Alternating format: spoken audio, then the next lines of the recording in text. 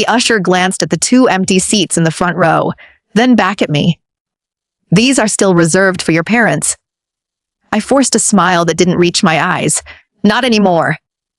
Around me, cameras floated over a sea of smiling families. Classmates hugged their mothers. Fathers adjusted phones to record every second. Someone behind me laughed as 3 generations squeezed together for a photo. My phone buzzed. "Mom, send pictures later. Have fun." That was it. No apology. No, we wish we could be there. Just 3 words that somehow hurt more than if she'd said nothing at all. 2 days earlier, she'd looked me straight in the eye and said, "Ethan's ski vacation can't be moved, Mila. Your ceremony happens all the time." "It happens once," I'd corrected quietly. She'd shrugged. "You'll have graduation too." As if earning the right to wear my first white coat after years of medical school was interchangeable with any other event. I slipped my phone into my pocket before anyone could see my hands shaking. Then I heard a familiar voice. "Mila." Dr. Raymond Foster, the physician who had mentored me since my first clinical rotation, stood beside me. He looked toward the empty seats, then back at my face. He didn't ask where my parents were. He already knew. Without hesitation, he turned toward an elderly couple standing near the aisle. "Mom, Dad," he said gently, "would you do me a favor?" I blinked in surprise. His parents exchanged a quick glance before walking over. Dr. Foster smiled at me. No one should begin a day like this staring at empty chairs. I immediately shook my head. I couldn't ask them to. "You're not asking," his mother interrupted warmly. "We're offering." His father grinned. "And we'd be honored." For the first time all morning, I felt my chest loosen just enough to breathe. I thanked them quietly as they settled into the seats that had been waiting for people who had chosen not to come. The auditorium lights dimmed. Students began lining up backstage, adjusting their white coats one final time before the procession. Around me, conversations buzzed with excitement. My whole family's here. My grandparents drove 6 hours. My little sister made me a sign. I smiled politely whenever someone spoke to me, careful not to mention that my parents had decided a luxury ski vacation with my older brother was more important than this day. It wasn't even because they couldn't afford to come. That had been the explanation for weeks. Flights were too expensive. Hotels were out of the budget. Then Ethan suggested a last-minute ski trip. Suddenly, the budget wasn't a problem anymore. The realization had settled in long before the ceremony. It had never been about the money. It had been about priorities. And I wasn't one of them. Dr. Foster rested a reassuring hand on my shoulder. "You earned today," he said. "Don't let someone else's decision take it away from you." Before I could answer, 2 event staff members approached the front row. One carried a clipboard. The other spoke quietly into a headset. She leaned toward Dr. Foster's parents. "Just confirming," she asked. "These 2 will remain seated with Ms. Chen through the end of the ceremony." Dr. Foster frowned slightly. "Yes, is there a reason?" The staff member offered a polite smile, but didn't answer. Instead, she checked a box on her clipboard, spoke softly into her microphone, and walked away. I watched her disappear behind the stage curtain, wondering why it suddenly mattered who was sitting beside me. Something about that exchange didn't feel routine. And whatever was about to happen, I had no idea it was about to change everything. Backstage, the excitement grew louder as each row of students prepared to enter the auditorium. My classmate Jasmine adjusted her white coat and smiled. "My dad flew in from Seattle. He hasn't missed a single milestone." "That's amazing," I said, meaning it. She glanced toward me. "What about your family? I thought you said your parents were coming." I hesitated for only a second. They had another commitment. Before she could ask anything else, another student called her over for a group photo. I was grateful for the interruption. As we waited, Memories surfaced whether I wanted them to or not. When Ethan had a regional ski competition in high school, my parents drove 8 hours through a snowstorm so they wouldn't miss his first run. When I received my undergraduate research award, my mother had texted *congratulations. Tell us about it over dinner next week. There had always been a reason. There had always been something more important. Medical school hadn't changed that. When I invited them to today's ceremony, my father sighed over the phone.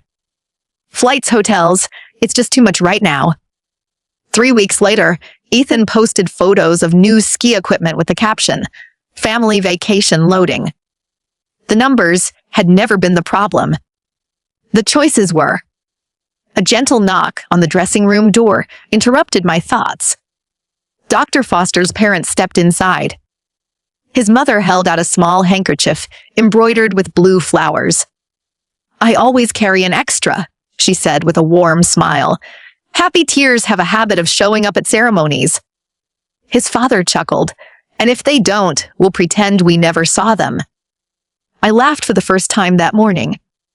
"Thank you," I said quietly. "You barely know me." His mother squeezed my hand. "We know enough." A production assistant entered carrying a camera. "Ms. Chen," she asked, "could I get a quick photo of you with the guests seated beside you?" "Sure," I replied, assuming it was for the ceremony live stream. The assistant snapped several pictures, thanked us, and hurried away without offering any explanation. Minutes later, another staff member approached with a headset pressed against one ear. She looked directly at Dr. Foster's parents before speaking in a hushed voice. "Please make sure those two stay in their seats until the very end." The music swelled as the ceremony officially began. Rows of students filed into the auditorium, while hundreds of family members rose to applaud. My heart pounded beneath my white coat as I spotted Dr. Foster's parents in the front row. The moment they saw me looking their way, they stood and waved enthusiastically. "That's our future doctor," Mr. Foster called with a grin. Several people around them laughed and clapped even louder. One by one, my classmates crossed the stage. Every name was followed by cheers from proud parents, siblings, and friends. When my turn finally came, I stepped forward as my name echoed through the auditorium. Myla Chen. The applause surprised me. Faculty members smiled as I accepted my white coat, and I caught Dr. Foster nodding proudly from the side of the stage. His parents were on their feet again, applauding with genuine joy that somehow made the empty seats beside them hurt a little less. High above the audience, television cameras tracked the ceremony, lingering briefly on the smiling couple celebrating me. Hundreds of miles away, Ethan was laughing with friends outside a ski lodge, while my parents enjoyed lunch on the patio overlooking the slopes. My mother's phone vibrated twice. "Are you watching Myla on TV?" Another notification followed. "Turn on the live stream." She glanced at the screen, silenced the alerts, and slipped the phone back into her pocket. "We'll catch up later," she said. "Today is Ethan's vacation." Back inside the auditorium, just as the final students received their white coats, the master of ceremonies returned to the podium instead of closing the event. "Ladies and gentlemen," she announced, "before we conclude today's program, we have one additional presentation." The room fell silent. This year, a national panel reviewed nominations from hospitals, physicians, and community organizations across the country. One graduate has been selected for extraordinary service to underserved communities. I frowned in confusion, along with everyone else. I didn't know there was another award, someone whispered behind me. Neither did I. A producer hurried toward the front row and quietly spoke to Dr. Foster's parents. "Would you please come with me?" They exchanged puzzled glances before following her toward the stage. The host smiled as an envelope was opened. The recipient will also receive a community impact grant in the amount of... She paused. $750,000. For a moment, the entire auditorium went silent. I stared at the stage, convinced I had misheard the number. $750,000, I whispered. The host smiled toward me. Mila Chen, would you please join us? My legs felt unsteady as I walked forward. The audience erupted into applause that seemed to grow louder with every step. Dr. Foster stood waiting near the podium, smiling in a way that suggested he'd been keeping an impossible secret. As I reached the microphone, the producer gently guided Dr. Foster's parents to stand beside me. The host addressed the audience. We also want to recognize those who have supported today's recipient. Mrs. Foster immediately shook her head with a humble smile. We should be clear, she said into the microphone. We're not Mila's biological parents. The room became noticeably quieter. We're Dr. Foster's parents, Mr. Foster continued. When we learned she'd be sitting alone today, we were honored to fill those seats. I covered my mouth, unable to stop the tears. Mrs. Foster reached over and squeezed my hand. No one should celebrate a day like this alone. The cameras captured every second. Within minutes, viewers watching the live stream began asking the same question online. Where are her parents? Friends from medical school posted congratulatory photos. Relatives shared clips from the ceremony. Neighbors back home recognized our family name and started connecting the pieces. Meanwhile, at the ski resort, my mother's phone wouldn't stop vibrating. She finally unlocked it. Dozens of text messages. Missed calls from relatives. News alerts featuring my name. A cousin had sent a link with the message. Please tell me this isn't why you skipped her ceremony. My father opened the live stream replay. The first image he saw was Dr. Foster's parents standing proudly beside me on national television. They think those are her parents, he muttered. No, my mother replied quietly as she reached for her phone. Call Mila right now. By the time the ceremony ended, my phone showed more than 30 missed calls from both of them. I didn't answer. I was still surrounded by classmates, faculty members, and reporters asking about the award. Hours later, after the televised interview aired across local news stations and spread online, I finally sat down in the quiet of the hospital courtyard. My phone lit up again. I unlocked the screen. 91 missed calls. Before I could decide whether to respond, it started ringing once more. Continuing with the conclusion, delivering the full payoff from the outline. I looked at the screen as my mother's name flashed across it again. This time I answered. Before I could say a word, she spoke. Mila, people are saying terrible things about us. Everyone thinks we abandoned you. I closed my eyes for a moment. You did. Silence. Then my father came onto the call. We didn't know anything like this was going to happen. I know, I replied calmly.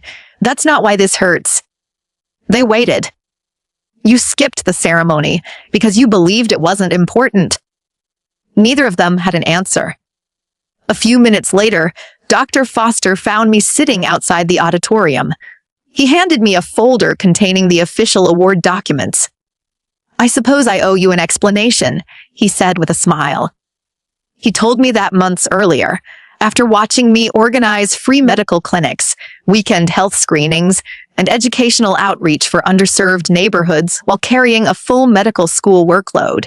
He had quietly submitted my name for the National Community Impact Award. He hadn't done it alone.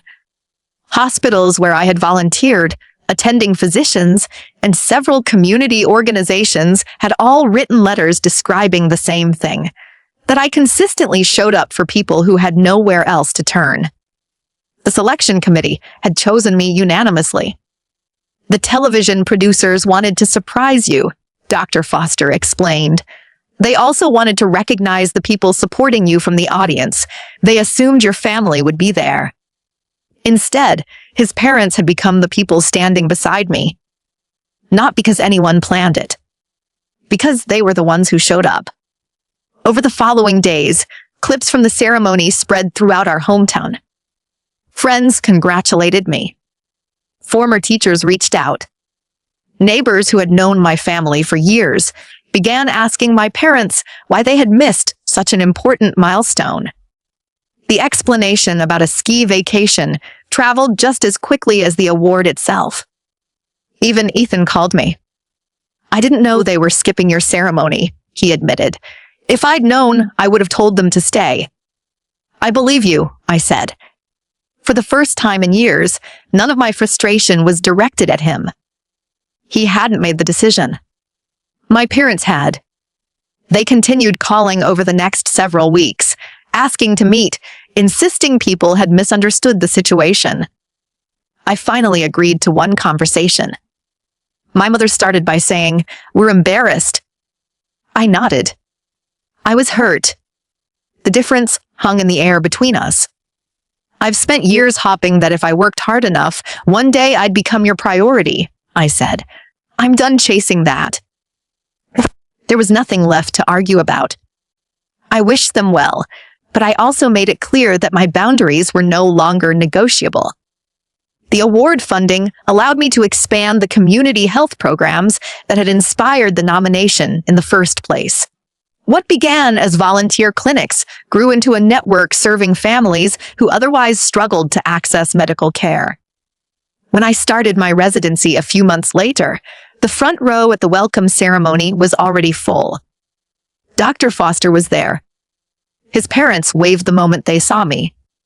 So did my closest friends and several colleagues who had become like family along the way. Every reserved seat was occupied by someone who had chosen to be present. My parents weren't invited.